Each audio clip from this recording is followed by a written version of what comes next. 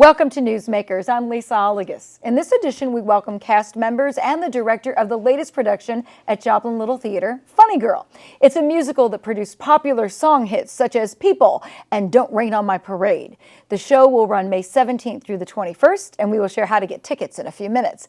Joining us are the director, Marilyn Bolden, actress and MSSU alum, Michaela West, who is playing Fanny Brice, and current MSSU theater student, Logan Carnes, who will play Nick Arnstein, Fanny's love interest. Welcome, friends. Thank you. Hi. Thanks for being here. So this is the first time Joplin Little Theater has done Funny Girl, which is kind of surprising, yes, considering its long history. Why do you think that is, Marilyn? And as the director, why did you want to choose this show? I think it's a great show. I think that it's there's so little known about the backstory of it. A lot of people don't realize that it is based on a true story on a real person during the Ziegfeld Follies, and it's fascinating. A lot of time we see shows about Gatsby and you know, that sort of era, but right before that was this golden time of the Ziegfeld Follies, which affected Hollywood, which affected Broadway. And so I think it's charming, and it's also eclectic, and it does take an awful lot of, it's very elegant, there's a whole lot of decor, so it takes quite a bit of everything to make it happen. You bet. So Fanny Brice and Funny Girl were made famous by Barbra Streisand, and it was made into a movie. So how does it feel to take on such an iconic role, Michaela? Well, I mean, I feel like this role is such a dream role for so many people, and I'm not the exception to that. I feel like a lot of people that know me know how much I've wanted to play this role. So it's a dream come true getting to do it. And of course, you know, I love Babs. I love Barbara. And of course, you know, Fanny was the original, but then Barbara was the other original. So it's not really trying to be like her. It's more so just taking inspiration and then finding your own character through that. So it's daunting, but it's exciting to get to do it because there's so much there. And, you know, it's something that I feel like a lot of people know, but not a lot of people know about Fanny. You know what I mean? So it's daunting, but in the best way. It's nerve-wracking, but in a better way. And maybe that's part of why it hasn't been done a lot at community theaters, because the movie, you know, when there's such a great movie and such a great actress out there, it's hard to emulate that. But Yes, and it's the kind of musical where it's not a whole lot of ensemble. It's a whole lot of Fanny and some ensemble and some other folks, and a whole lot of Fanny and some.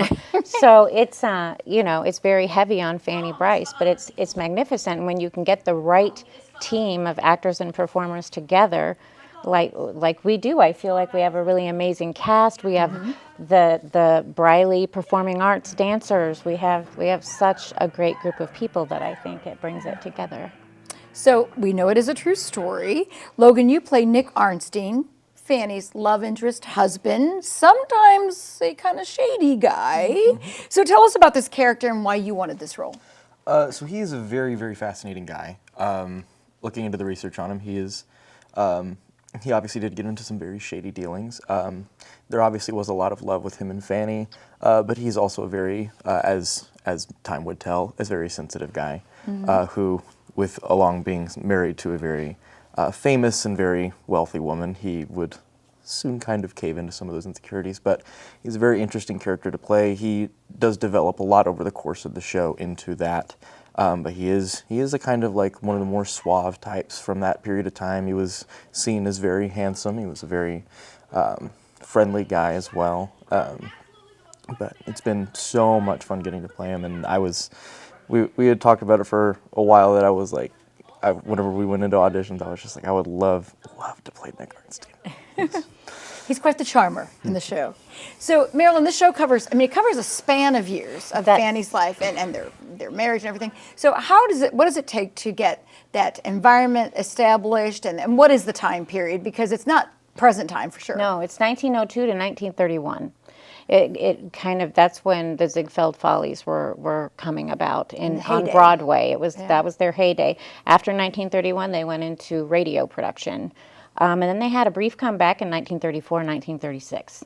But that time period, I'm sorry, what else were you asking me? Well, just just getting the settings and things like that. I mean, it can be Right. You want it It's to be very- very authentic. Yes. You've had to do a lot of Yes. hunting down pieces of props. Worldwide looking and finding. It's a treasure hunt to find items from that time period. Because They're antiques. Yes, they are. They very much are antiques, and usually costly antiques. And for a community theater, that's a bit of a challenge. But we also have a lot of folks in the area who have been willing, a lot of other theaters in the area who have been willing to share things with us that they do have. But a lot of folks don't have any of that anymore. And a lot of those pieces or props or things we would use as a set piece have actually been sort of updated, and you find them in people's kitchens with like gather and all of those lovely new words on them. And so you can't put that in a show.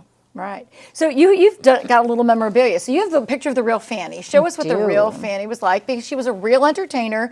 And as you show this to us, Michaela, tell us what she was really known for as an entertainer. So Fanny was kind of, whenever you think of like prominent female comedians, she paved the way for that. You think of people like Carol Burnett, and people like that. She was really the one that paved the way. She started in the Ziegfeld Follies. She had been working her way up too, but she kind of got big in the Ziegfeld Follies, and then the musical doesn't really touch on it, mainly because after her marriage with Nick Arnstein ended, she started to go more into radio, and then she developed a character that she's arguably most known for, which is Baby Schnooks. And that was her, she was always doing like the funny faces and the funny voices and everything like that, but Baby Schnooks was when she really took off, and that's what a lot of people knew her for. And she famously performed with a very young Judy Garland, like fresh off of The Wizard of Oz. I mean, they were the vaudeville era. It was like they did a lot of stage work first. It was bridging the gap between vaudeville and the stage, and then into radio and movie. And later on, a little bit closer to the end of the 30s, early 40s, she started to go into movies. She did a little bit more movies, but she would still incorporate the Baby Schnooks character from the radio show into her movies, her TV appearances, and things like that. But I feel like something that people don't really know, and I don't believe it was very prominent until I'm not 100%, I think it was the movie about the Ziegfeld Follies, was when she famously sang My Man for the first time.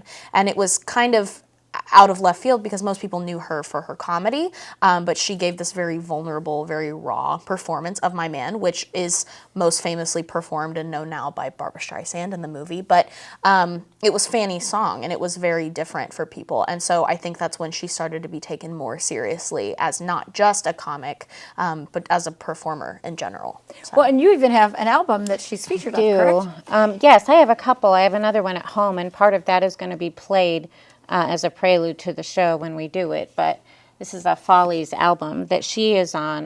Will Rogers is on this. That's obviously crazy old, because, it would have been early recordings. Yes. And it's fascinating to listen to, because the best part is they talk in between songs. So you really get a feel for a bit of who they were.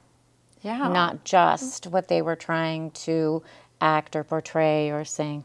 Well, and Showgirls at that time had a certain look, and Yes. part of Funny Girl's plot is that she doesn't fit in as the usual, chorus girl, and so she uses her humor to stand out, and she certainly does stand out as a comedian. So is that something that you tried to work on, as trying to be funny? Yeah. Well, and it's interesting because of how early it is.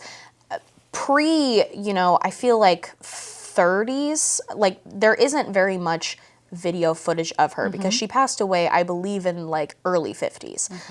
So there isn't that much video footage of her, and really the only video footage that we have of her is in her Baby Schnooks character and in her comedy. And so it's a little bit more difficult to look at a real person and try to get inspiration for that, because there's not much there, but that also leaves room to look at people like Barbara Streisand and other very famous people who have played Fanny Brice before.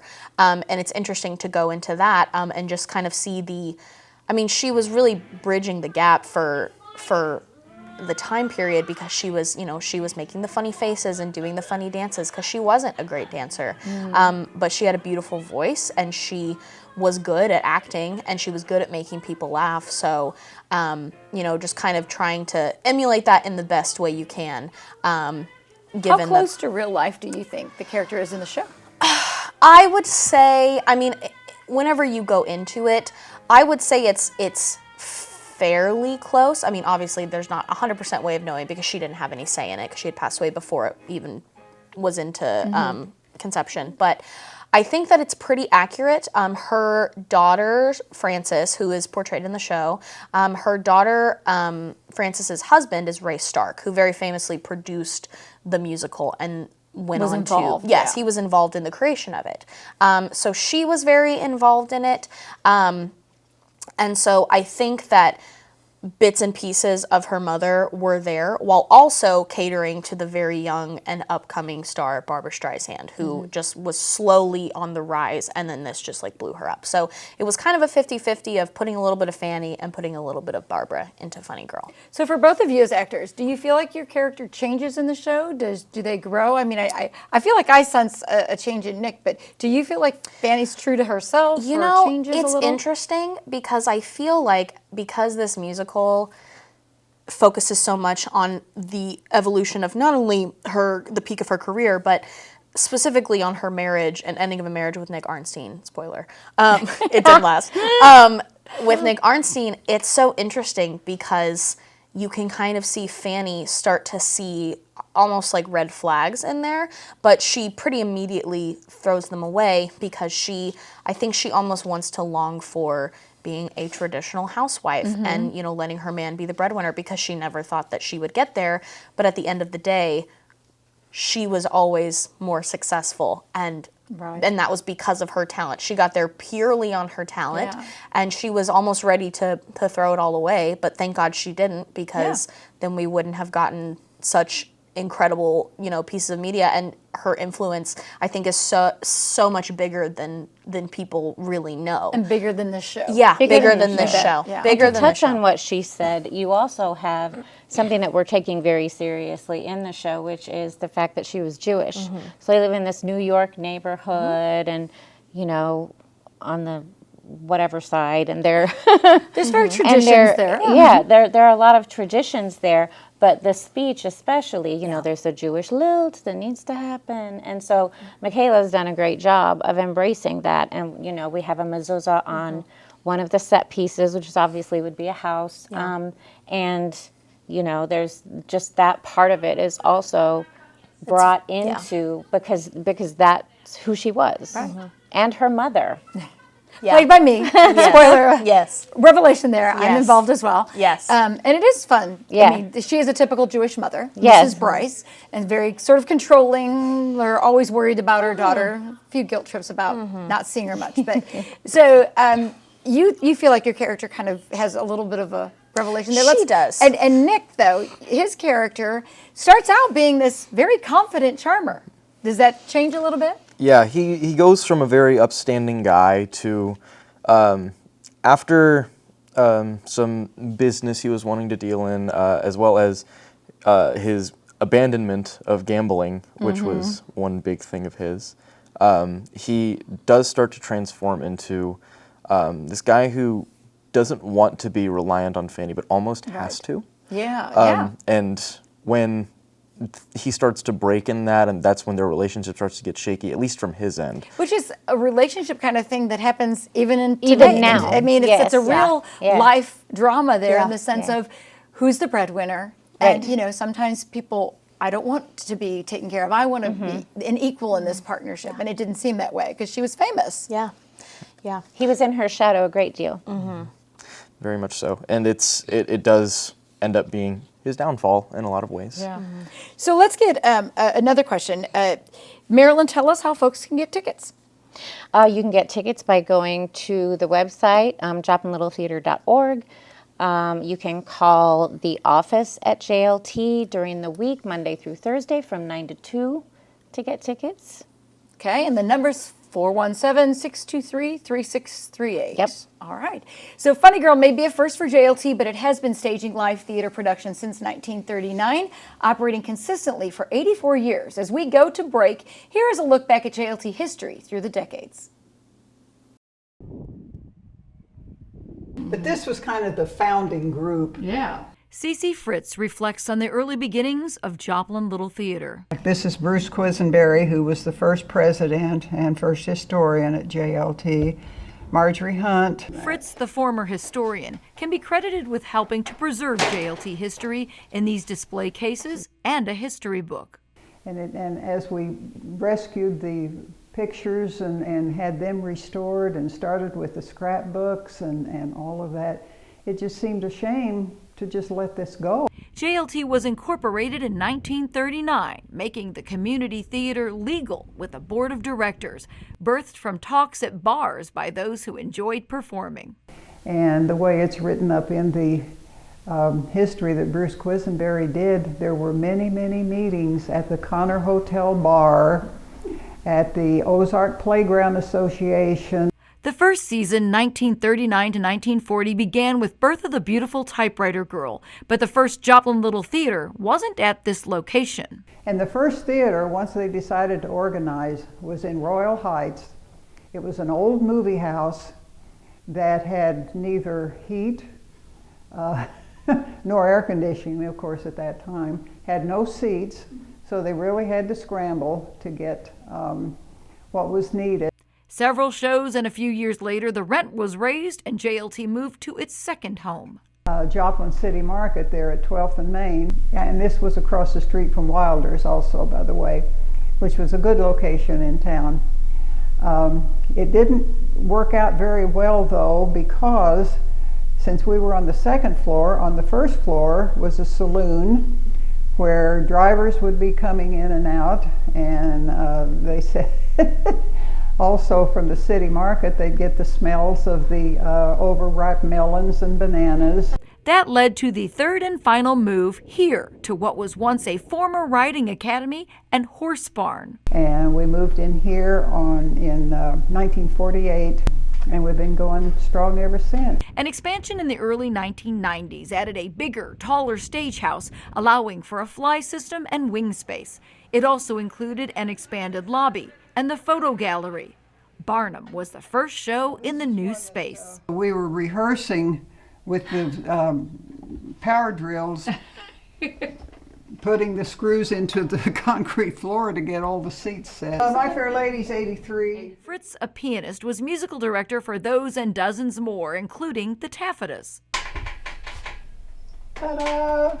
We had fun with that, didn't we? Mm-hmm. Some actors have gone on to be famous. Oh, here's the Bob Cummings. In the 50s, especially Bob Cummings, who was from Joplin and left here and went to New York and appeared on Broadway for a while and ended up in Hollywood. Photos show a celebration of one of his many visits back to Joplin and JLT. Lonnie Chapman was another one who went to LA and formed his own theater company. And even more recent graduates of the JLT stage. Rachel Weissensee and David Wallace, who Rachel actually, when we did The King and I, back in the 80s, she was just a child and played one of the children. Because of our children's workshop, also kids will get involved and stay with it then as they grow up, and the training. And others who have gone on, like Rachel and David, went on to Silver Dollar City and performed at Echo Hollow there for many years, and now they are with the Dolly Parton Stampede show. So it's good training, good foundation. A place where actors from the community bring comedy. Ronald Coleman tripped and fell. Catherine, thank you. And drama. I thought you might like to see it. What is it? It's incredible. What is it? It's a result or a proof, or it looks like one. It is one. A very long proof. And song and dance to life.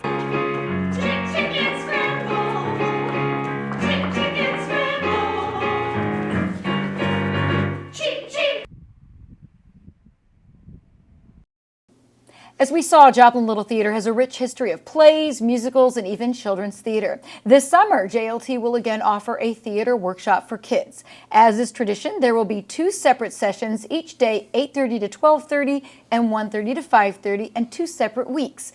The first week is July 10th to the 14th, and the theme of that workshop is game night. Here's a synopsis. Monopoly can be a dangerous game to play if you have brothers or sisters. One tip of the kitchen table can send pieces flying, never to be found again. After a family game night goes mildly violent, the board gamers are left to pick up the pieces, literally. Now, week 2 is July 17th to the 21st with the theme Summer Camp Gone Wrong. Summer camp, bug bites, bad food, and making lifelong friends, but so many things can go wrong. The counselors want the campers to put on a talent show. The neighboring camp keeps sabotaging things, and one group of campers is just there to hunt for Sasquatch. Join us at the Camp Wanna Go Home. And, of course, mark your calendar. Registration begins June 1st. You can do that online at joplinlittletheater.org, or for more information, call the box office at 417-623-3638, Monday through Thursday between 9 a.m. and 2 p.m. Now, the summer workshop got its start some 25 years ago by Carolyn McGowan and Sherry Godfrey at the urging of Joy Cragen, who wanted teachers to share theater with children. JLT has had female board members in Rebecca Perry of Cardinal Scale, as well as others now deceased, such as Paula Smith, Shirley Longshore-Heater, and Libby Bunch. Women have served as show directors, musical directors, and choreographers as well, and women continue to have strong roles in Joplin Little Theater. We visit that topic with our funny girl guests, Marilyn Bolden and Michaela West, and Logan Carnes staying with us. So I wanted to continue our discussion about theater and the role women play as well. And, you know, I wanted to talk to you about, Michaela, you just became a member of the directing staff. What's that experience like for you? It's been so fun. I actually realized that all of the shows this season at JLT have been directed by women, 3 of which are here. Yes, and that I think that's really, really, really cool. I think that women, you know, deserve to be in positions of leadership everywhere, but I think it's really, really cool to have. It's very empowering to be a female leader in any way, especially to take on such tasks as big shows, because they're not easy. They're actually, as Marilyn and you could tell, they're not easy. Well, going from actress to director, what did you feel was your change? I think my biggest change was perceiving everything through the role of, okay, this is how I want to direct, versus if the roles were reversed, this is how I would want to be directed. This is what I look for in a director. And of course, I'm still learning. I'm still, you know, growing. I just directed my first show at JLT, which taught me a lot, but I had a great time with it, and I had a great cast of people that helped very much with the collaborative effort. And I think that that's a big thing that I'm learning, is that acting and directing, or even designing, anything like that, is all a team effort. You cannot do it alone. I mean, you could try, but you probably wouldn't do very well. One of those actors was Logan. Yes. What was it like to work with Michaela as a director? It was... Be nice. Well, Michaela and I have been friends for quite some time, and I had been directed by her once before for her senior project for a directing class, and I thought she was very professional about it in the first period of time. And even just to see how much she had grown in that period of time was so much fun. And to be a part of Leading Ladies was one of the best show experiences I've had, and I think we have Michaela to thank for a great majority of that. Yeah. Well, Marilyn, you've been part of JLT for more than a decade. Yep. Goes way back. So talk about some of the jobs you've seen women do at the theater that keep it going, and, you know, what you think women's roles have been out there that are important. At our theater, at JLT, I think, history. Keeping track of the history of JLT. We have so much history, so many books, full of newspaper clippings, documentation of everything. We have, you know, we've had women in the box office, we've had women in the canteen, we've had amazing women who have directed, such as yourself, and now Michaela. We've had, you know, our actors, we have tech people, oh my gosh, like our amazing Jessie, who runs our light board for almost every single show. Jessie Smith actually was an MSSU alum. Yes. Worked out here as well. Yes. And so I think it just runs the gamut. I think we're great with women in places of leadership at JLT. So nationally, there seems to be this whole fight for equality for women in directing roles and producing film, but there really doesn't seem to be any problem with getting women to do things here and Not locally here. in our community. Yes. Why do you think women will, I guess, put forth an extra effort? Do you think why we've been successful at JLT in theater? I think, as far as women being successful at JLT in theater, I think that, I think it kind of goes hand in hand with women feeling like they have to go the extra mile more than a man in general. A lot of times we've felt that way just in life. And I think it kind of just gets stuck in your brain like that. And you think that everything you do, you're going to have to overcompensate because someone's going to say a man could have done it better. Talk about one of your favorite productions. Directed or acted in? Either or both. Oh, wow. Well, I think this production is fantastic. It's going to be great. But it's a labor of love, isn't it? It's such a labor of love. Sometimes putting on a production is like having a baby. There's lots of labor pains. The birthing pains are quite contractions, lots of contractions, but it's great to see everyone come together. In this show, in particular, we have a lot of new folks, which is fantastic. We love having new folks out at JLT, as you know. But it presents a different sort of rehearsal process. We've got folks that are very new to theater. We have folks that have done theater previously, but not for quite some time, like a decade even or more. And then we've got folks that are used to doing theater almost back to back. So to bring that all together is, I wouldn't call it a chore, it's just sort of an exciting experiment to do. And I think as far as favorite shows, I think, we all had a blast during Gypsy. That was a fun show. Yes. Very fun show. What about you, Michaela? Oh gosh, I've been in a lot of shows at JLT.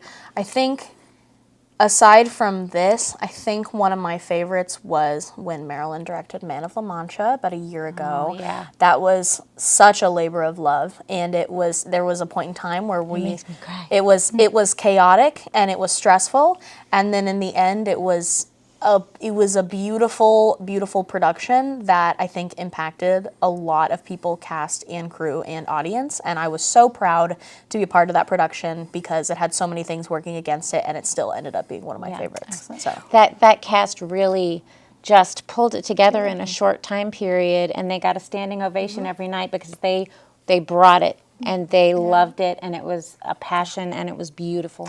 Well, let's remind folks how they can get tickets for Funny Girl and when it is. And it's produced in tandem with Concord. Concord Theatrics. Yes. Dates? So the dates are May 17th through the 21st, with shows that Wednesday through Saturday at 7:30, and then a show on that Sunday at 2:30 p.m. All right. Yes. Get your tickets. Get your tickets. JoplinLittleTheater.org. Thank you all for being here. We appreciate your being on Newsmakers. Thank you. Thank you. And thank you for watching. That wraps up this edition of Newsmakers. I'm Lisa Alagas.